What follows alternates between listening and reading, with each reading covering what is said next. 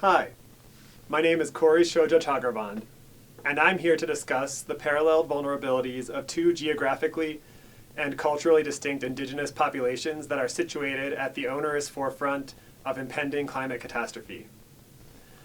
In the context of climate communications, the term vulnerability refers to a predisposition or susceptibility to being harmed by a climatic event or circumstance.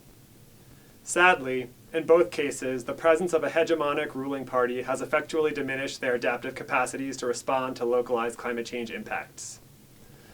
This is so because the settler states built their societies on foundations of systemic racism to exclude Native civilians by first denying their sovereignty and then by restricting their access to fundamental human needs.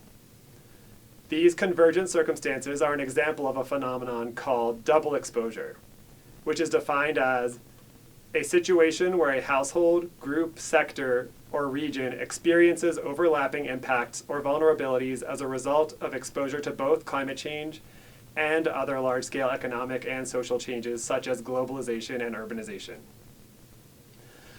For the purposes of this talk, we will condense the last three words of this definition into one: colonialism. The subjects of these dueling double exposures I'm observing are the indigenous populations of the United States and those of the occupied Palestinian territories, whom I chose for the similar historical narratives upon which their vulnerabilities to the emergent climate crises are largely predicated. The mechanism of large-scale social change is the same for both groups. That is, forced displacement from their traditional homelands by military-assisted settler colonialism, which can be defined as pursuing the removal and erasure of indigenous peoples in order to take the land for use by settlers in perpetuity. In both cases, removal tactics have been taken to the extremes of ongoing genocide and relegating the survivors of said genocides to unlivable apartheid states.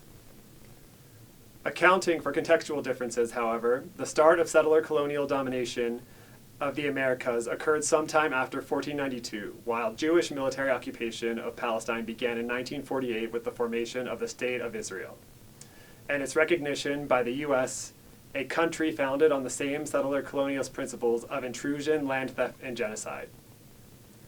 Whether or not you consider the U.S. an apartheid state privileging white settlers over indigenous communities is up to your worldview. But the current humanitarian crises unfolding over the past 70 plus years in the oPt undisputedly constitute one by definition.